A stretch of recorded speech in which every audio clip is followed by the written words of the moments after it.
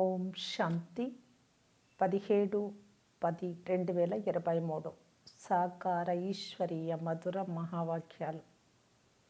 మధురమైన పిల్లలారా, ఆత్మలైన మీకు మీ రథాలున్నాయి, శరీరాలు. నేను నిరాకారుడను. కల్పంలో ఒక్కసారి నాకు కూడా రథం కావాలి. నేను బ్రహ్మ అనుభవి వృద్ధ రథాన్ని అప్పుగా తీసుకుంటాను. ప్రశ్న: ఏ నిశ్చయం ఆధారంతో దేహభావాన్ని మర్చిపోవడం చాలా సహజం? జవాబు: పిల్లలైన మీరు పూర్తి నిశ్చయంతో బాబా, మేము మీకు చెందిన వారిగా అయిపోయాము అని అన్నారు.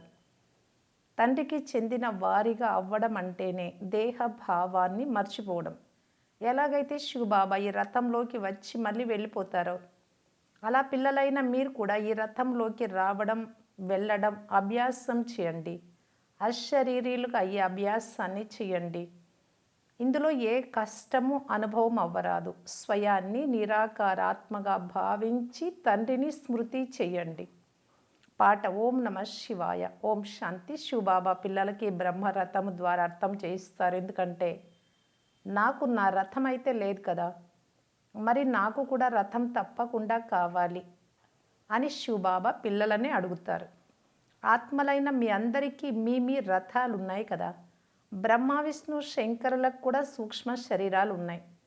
లక్ష్మీ నారాయణులు మొదలైన ఆత్మలందరికీ శరీర రూపీ రథాలు తప్పకుండా ఉన్నాయి. వాటిని అశ్వాలు అని కూడా అంటారు. కానీ నిజానికి వారు మనుషులే కదా. మనుషుల విషయమే అర్థం చేయించబడుతుంది. జంతువుల విషయాలు జంతువులకే తెలియాలి. ఇక్కడైతే ఇది మనుష్య సృష్టి కావున తండ్రి కూడా కూర్చొని మనుషులకే అర్థం చేయిస్తారు.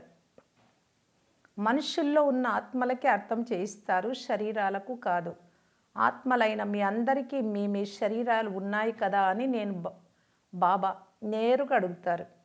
ప్రతి ఆత్మ శరీరాన్ని తీసుకుంటుంది, వదులుతుంది. మనుషులైతే ఆత్మ 84 లక్షల జన్మలు తీసుకుంటుంది అని అనేస్తారు. అది తప్పు.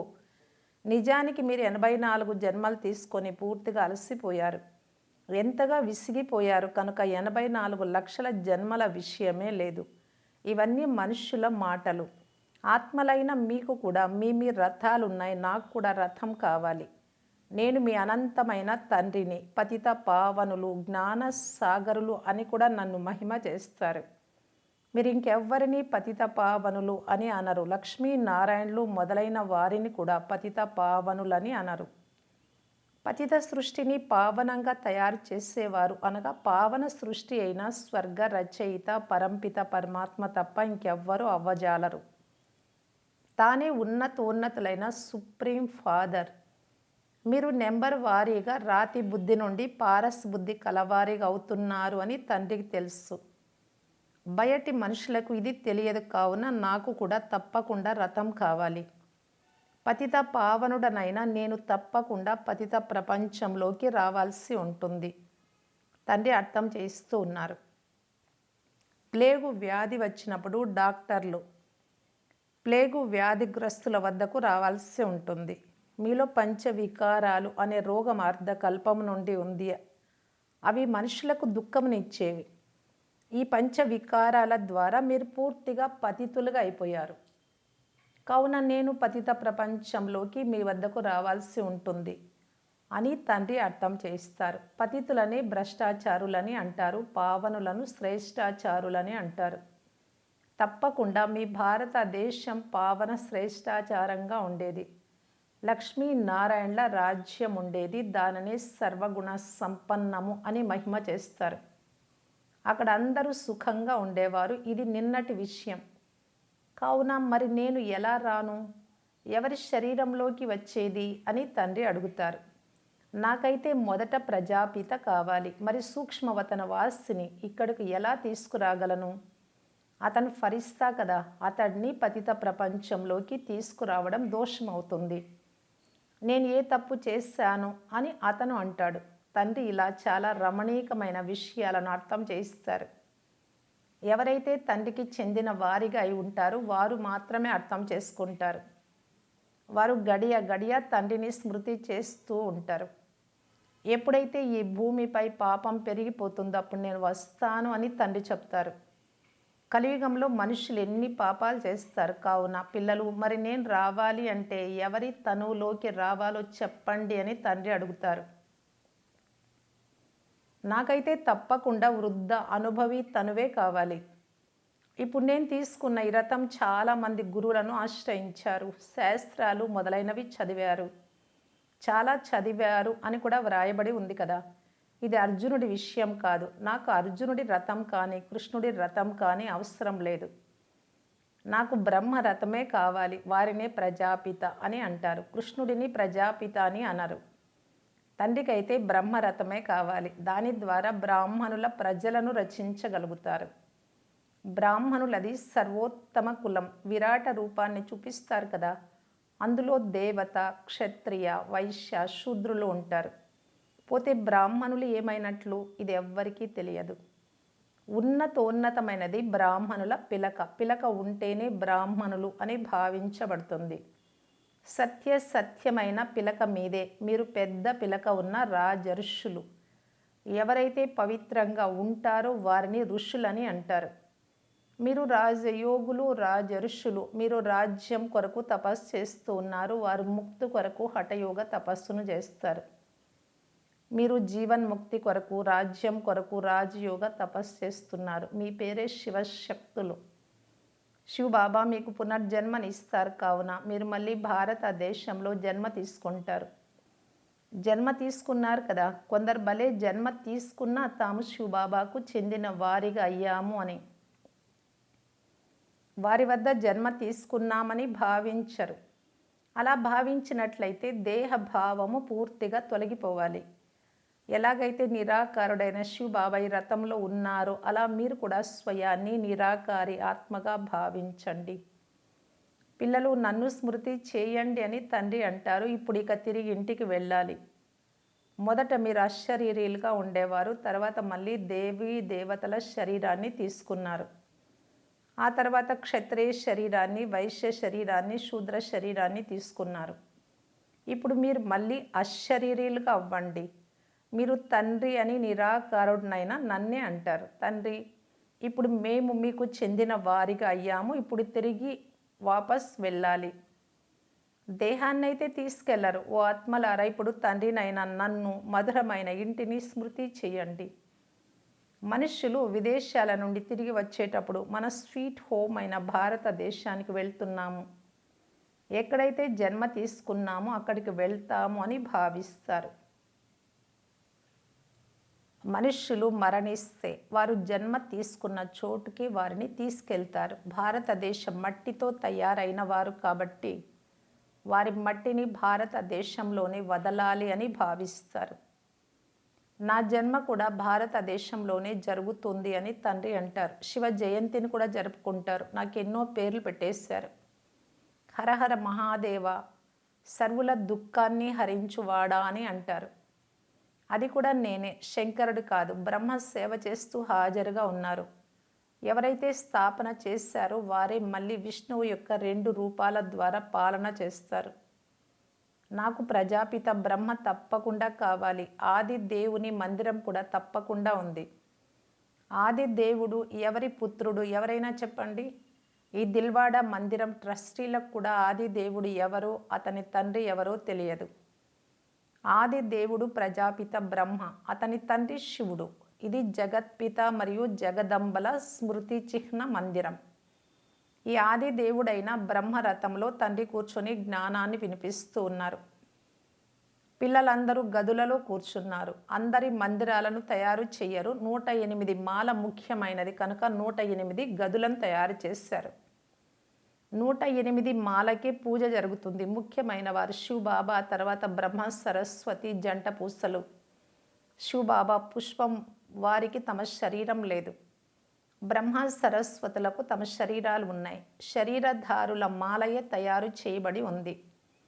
అందరూ మాలను పూజిస్తారు. పూజించి పూర్తి చేశాక మళ్ళీ శివబాబాకు నమస్కరిస్తారు, తల వంచుతారు.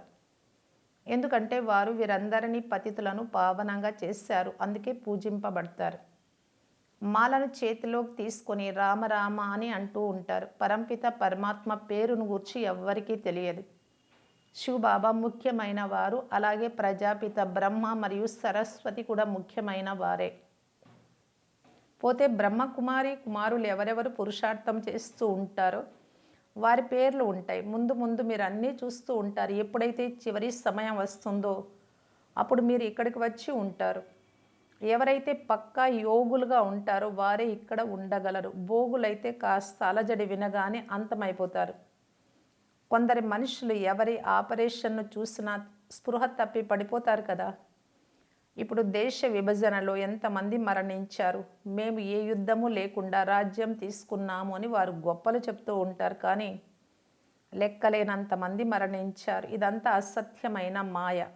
ఇప్పుడు సత్యమైన తండ్రి కూర్చొని మీకు సత్యమైన విషయాలను వినిపిస్తూ ఉన్నారు. నాకు రథమైతే తప్పకుండా కావాలి. ప్రియుడైన నేను గొప్పవాడిని కనుక నా ప్రేయస్సు కూడా గొప్పదే కావాలి. సరస్వతి బ్రహ్మ ముఖ వంశావళి. తాను బ్రహ్మకు పత్ని కాదు, బ్రహ్మకు పుత్రిక.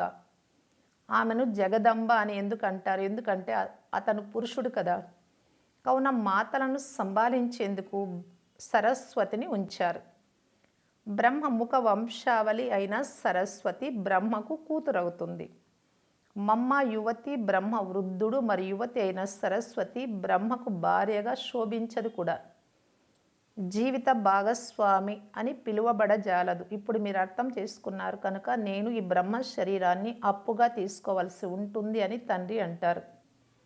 అప్పుగా అయితే చాలామంది తీసుకుంటూ ఉంటారు. బ్రాహ్మణులకు తినిపించినప్పుడు ఆ ఆత్మ వచ్చి బ్రాహ్మణుడి శరీరాన్ని ఆధారంగా తీసుకుంటుంది. ఆత్మ శరీరాన్ని అయితే వదిలి రాదు కదా. అలా జరగదు. డ్రామాలో ఈ సాక్షాత్కారాల యొక్క ఆచారం కూడా మొదటి నుండి రచింపబడింది అని పిల్లలకు అర్థం చేయించడం జరిగింది. ఇక్కడ కూడా పిలుస్తారు. అలా ఆత్మ శరీరాన్ని వదిలి వచ్చేస్తుంది అని కాదు, అలా రాదు. ఇది డ్రామాలో రచింపబడి ఉంది. తండ్రి కొరకైతే రథం నంది గణము వంటిది బ్రహ్మబాబా శరీరం. లేకుంటే శివుడి మందిరంలో నందిని ఎందుకు చూపిస్తారు? సూక్ష్మవతనంలో శంకరుడి వద్దకు నంది ఎక్కడి నుండి వచ్చినట్లు? అక్కడ బ్రహ్మ విష్ణు శంకరులే ఉంటారు. వారిని యుగల్స్గా చూపిస్తారు, జంటలుగా. ప్రవృత్తి మార్గాన్ని చూపిస్తారు. మరి అక్కడికి ఆ జంతువు ఎక్కడి నుండి వచ్చింది? మనుషుల బుద్ధి ఏ మాత్రము పని చెయ్యదు. ఏది తోస్తే అది అంటూ ఉంటారు. దాని వలన సమయము, శక్తి అన్నీ వ్యర్థమవుతాయి. మేము పావన దేవతలుగా ఉండేవారము. మళ్ళీ పునర్జన్మలు తీసుకుంటూ మేం పతితులుగా, పూజారులుగా అయిపోయామని మీరు అంటారు. మీరే పూజ్యులు, మీరే పూజారులు అని అంటారు కదా. పూజ్యుని గాను భగవంతుడెప్పుడు పూజారిగా అవ్వరు. వారు 84 జన్మలు తీసుకోరు. మాయ మనుషులను పూర్తిగా రాతి బుద్ధి గల వారిగా చేసేస్తుంది. హంసో సోహం అన్న పదానికి అర్థం ఆత్మలైన మనమే పరమాత్మ అని కాదు, బ్రాహ్మణులైన మనమే దేవతలుగా అవుతాము అని దాని అర్థం. పునర్జన్మలు తీసుకుంటూ వస్తారు. ఇది ఎంత మంచి జ్ఞానం. నేను ఎవరిలో అయితే ప్రవేశించానో అతను ఎందరో గురువులను ఆశ్రయించారు, శాస్త్రాలు చదివారు, పూర్తి 84 జన్మలు తీసుకున్నారు. ఇతడికి ఆ జన్మలు తెలియవు, మర్చిపోయాడు. మీకు ఇతడితో పాటు ఈ విషయాలను తెలిపిస్తాను, బ్రహ్మ కూడా తెలిపిస్తాను. నేను ఎల్లప్పుడూ అలా స్వారీ చేయలేను. బ్రహ్మ ముఖ వంశావళి అయిన బ్రాహ్మణులకు తెలియజేస్తాను. నాకు రథం కూడా కావాలి కదా.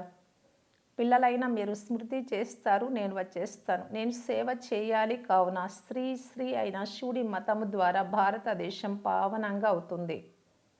నరకవాసులకు శ్రీ శ్రేష్టాతి శ్రేష్టము అన్న టైటిల్ని ఇవ్వడం తప్పు. ఇంతకుముందు ఈ శ్రీ అన్న పేరు ఉండేది కాదు. ఇప్పుడు అందరినీ శ్రీ అనగా శ్రేష్ఠులుగా చేసేసారు. శ్రేష్టాతి శ్రేష్టమైన వారు ఒక్క శివబాబాయే. ఆ తర్వాత సూక్ష్మవతన వాసులైన బ్రహ్మ విష్ణు శంకరులు, ఆ తర్వాత శ్రీ లక్ష్మీ నారాయణులు. ఇవి అర్థం చేసుకోవాల్సిన విషయాలు. జ్ఞానం ఎంతో ఆనందకరమైనది. కానీ కొందరు చదువుతూ పారిపోతారు. మాయ తండ్రి చేతిని వదిలింపచేస్తుంది. దుకాణాలు కూడా సెంటర్స్ నంబర్ వారీగా ఉన్నాయి. పెద్ద దుకాణాలలో తప్పకుండా మంచి సేల్స్మెన్స్ ఉంటారు. చిన్న దుకాణాలలో తక్కువ మంది ఉంటారు. కావున మహారథులు ఉండే పెద్ద దుకాణం ఎక్కడైతే ఉంటుందో అక్కడికి వెళ్ళాలి. మాతలకు చాలా సమయం ఉంటుంది. పురుషులు వ్యాపార వ్యవహారాలు చూసుకోవాలి కాబట్టి బిజీగా ఉంటారు. మాతలైతే ఖాళీగా ఉంటారు. వంట వండితే చాలు. కానీ వారు పురుషులు మళ్ళీ మీపై బంధనాలు వేస్తారు. బ్రహ్మ కుమారిల వద్దకు వెళ్తే విషం ఆగిపోతుంది అని వింటారు. కావున మాతలను ఆపుతారు. శివబాబా ఎటువంటి జారిపోయే వస్తువంటే వారిని గడియ గడియ మర్చిపోతారు. తండ్రి పూర్తిగా సహజమైన దారిని తెలియచేస్తారు. నన్ను స్మృతి చేసినట్లయితే మీ పాపాలు కూడా అంతమైపోతాయి. అంతేకాక నా వద్దకు కూడా వచ్చేస్తారు అని చెప్తారు. స్మృతి చేయకుంటే పాపాలు అంతమవ్వవు. నా వెంట కూడా తీసుకెళ్ళను కనుక శిక్షలు అనుభవించవలసి ఉంటుంది. భక్తి మార్గంలో మజ్జిగ త్రాగుతూ వచ్చారు. వెన్నను మీరు సత్య త్రేతాయుగాలలో తిని పూర్తి చేసేశారు.